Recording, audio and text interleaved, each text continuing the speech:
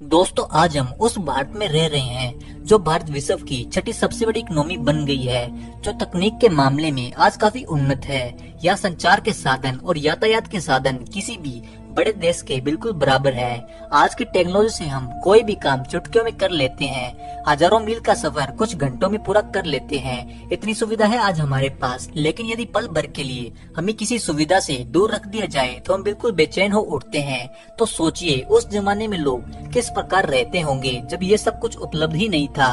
सोचिए आज से 1000 साल पहले का भारत कैसा रहा होगा, कैसे लोग अपने रोजमर्रा की जिंदगी में आने वाली चुनौतियों से निपटते होंगे। तो दोस्तों आज हम भारतीय जीवन शैली, जनसंख्या, भारी आक्रमण, दिल्ली का महत्व, भारत की आर्थिक स्थिति, गांव शहर, शिक्षा व्यवस्था, शादी संस्करण, इन सभी सवालों का जवाब तलाशने की कोशिश करेंगे। यह वीडियो बहुत ही रोचक और जानकारी से भरपूर है, तो वीडियो में अंत तक बने रहिएगा। दोस्तों आज जब हम भारत को देखते हैं तो हमें जरूर लगता है कि भारत एरिया के मामले में काफी बड़ा देश है, लेकिन 1000 साल पहले का भारत इससे भी कई गुना विशाल हुआ करता था। बीते 1000 साल में भारत देश में विभाजन के कई दंश रहे हैं, जिसके चलते भारत के कई महत्वपूर्ण इलाके अलग हो गए और आज अपनी एक अलग पहचान बनाकर दुनिया में अस्तित्व में है। लेकिन 1000 साल पहले ऐसा नहीं था। 1000 साल पहले के भारत का मतलब था भारत, पाकिस्तान, ईरान, अफगानिस्तान, म्यांमार और बांग्लादेश, ये सभी मिलकर एक भारत का निर्माण करते थे। भारत देश क्षेत्रफल की दृष्टि से उस वक्त बहुत ही ज्यादा विशाल था। शायद इसीलिए पहले मुगलों का भारत पर आगमन हुआ। इसके बाद अंग्रेजों ने भारत पर अपनी नजर जमाई और राज किया। अब भारत एरिया में तो बहुत बड़ा था, लेकिन इसकी जनसंख्या लगभग 3 से 4 करोड़ के आसपास थी, जो कि उस वक्त की दृष्टि से एक बड़ी जनसंख्या मानी जाती थी। क्योंकि 1000 साल पहले भारत, चीन और यूरोप की जनसंख्या की दृष्टि से सबसे ज्यादा मानी जाती थी। उस वक्त भारतीय लोगों का रहन सहन और जीवन शैली बहुत ही साधारण हुआ करती थी। एक आम भारतीय अपने पूरे जीवन काल में 150 से 200 किलोमीटर के आसपास के एरिया ही घूम पाता था। इसकी मुख्य वजह ये थी कि उस दौर में यातायात का मुख्य साधन या तो घोड़ा, ऊंट था या फिर बैलगाड़ी, और हम जानते हैं कि इन दोनों ही माध्यम से बहुत ज्यादा दूर तक की यात्रा करना संभव नहीं है। खासकर एक आम व्यक्ति के लिए ये बहुत ही ज्यादा मुश्किल हो जाता है। इसकी दूसरी वजह थी जरूरत। जैसे कि प्राचीन भारत में लोगों के रोजगार का मुख्य जरिया खेती हुआ करती थी और खेती के लिए जरूरी सभी आवश्यक चीजें अपने आसपास ही मिल जाया करती थी। इस वजह से उन्हें बहुत ज्यादा दूर जाने की आवश्यकता महसूस नहीं होती थी। देश में एक ऐसा समय काल भी आया था जब देश एक पावर कॉम्प्लेक्स से जूझ रहा था। यानी उस वक्त देश में कोई भी ऐसा शक्तिशाली शासक नहीं था जो पूरे देश को एक कर रख सके। बस इसी कमी के चलते हमारे देश पर मुगलों का आक्रमण शुरू हो गया और धीरे धीरे देश मुगल सल्तनत के अधीन हो गया। 9वीं सदी के अंत में देश में पहली बार किसी विदेशी गुट ने आक्रमण किया और वो भी अफगानिस्तान के रास्ते भारत में प्रवेश किया। उस वक्त देश में पल्लव, चोल राष्ट्रकूट और चालुक्य वंश जैसे ऐसे राजघराने थे जो ताकतवर थे। इसके अलावा पूरा देश कई छोटे छोटे शासक तक ही सीमित था। वो पूरे देश पर शासन करने का कभी सपना ही नहीं देखते थे और यही उस वक्त की सबसे बड़ी कमजोरी थी।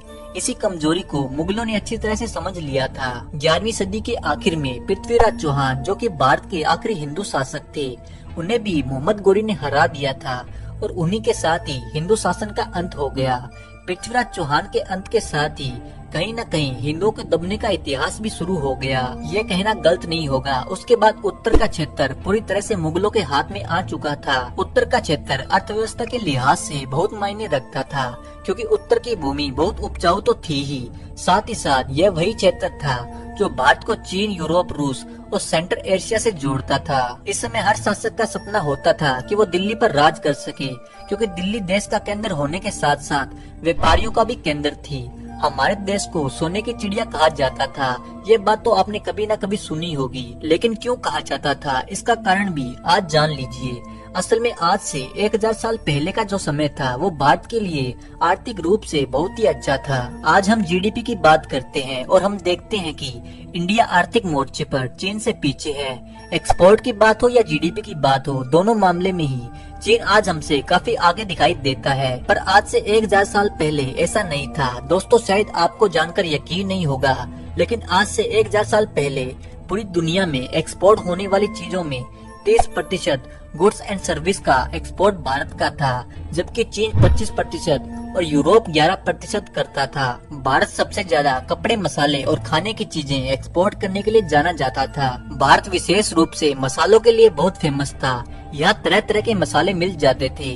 तभी तो यूरोपीय देश में भारतीयों के बारे में आज भी कहा जाता है कि हम भारतीय बहुत ही मसालों का प्रयोग करते हैं। लेकिन ये आज की बात नहीं है, बल्कि हम पुराने वक्त से मसालों का उपयोग करते आ रहे हैं। या यूँ कहें कि मसालों के जनक हम ही हैं, ये कहना भी गलत नहीं होगा। यदि लोगों की जीवन शैली की बात करें तो लोग ग्रामीण जीवन जीना पसंद करते थे। इसलिए कुल आबादी का 10% ही मात्र शहर में रहते थे। बाकी के 90% लोग गाँव में ही रहा करते थे। गांव की जीवन शैली बहुत ही सरल थी। अधिकतर लोग खेती पर निर्भर थे, इसलिए हर गांव में पानी की व्यवस्था करना बहुत ही आवश्यक था। जिन गांव में प्राकृतिक रूप से तालाब बने हुए थे, वहां पर तो कोई समस्या नहीं थी। पर ऐसे गांव जहां तालाब नहीं थे, वहां तालाब खुदवाए जाते थे ताकि बरसात का पानी उसमें संचय किया जा सके। खेती की सिंचाई के लिए किसान मुख्य रूप से बरसात के पानी पर निर्भर रहता था। हर गांव अपने आप में बहुत ही खास हुआ करता था। उस जमाने में शायद ही ऐसा गांव होगा जहां कोई मंदिर ना हो।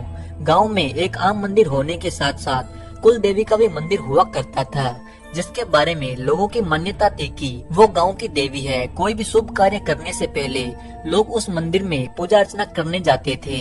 1000 साल पहले भी भारत में बाजार हुआ करते थे, लेकिन वो बाजार आज की तरह आधुनिक नहीं थे।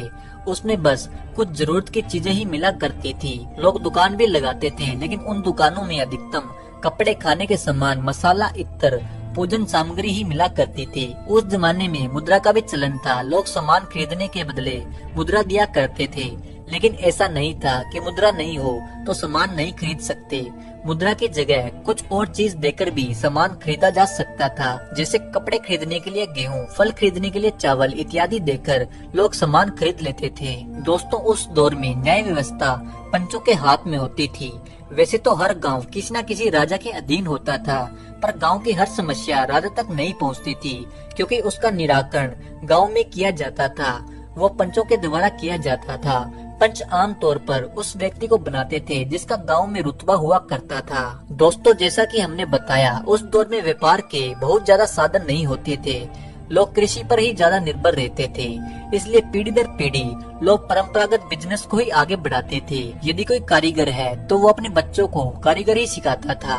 यदि कोई चित्रकार है तो वो अपने बच्चों को चित्रकारी ही सिखाता था। उस दौर की शिक्षा व्यवस्था गुरुकुल के माध्यम से संचालित होती थी। गुरुकुल में विद्यार्थी पढ़ने के लिए आते थे और विभिन्न विषयों पर शिक्षा अर्जित करते थे। विद्यार्थी न सिर्फ अपने ही देश के बल्कि कई विदेशी मुल्क से भी आते थे। आज की तरह ही उस वक्त भी शादी एक बहुत ही महत्वपूर्ण संस्कार हुआ करती थी और उसे उतनी ही धूमधाम के साथ कराया जाता था।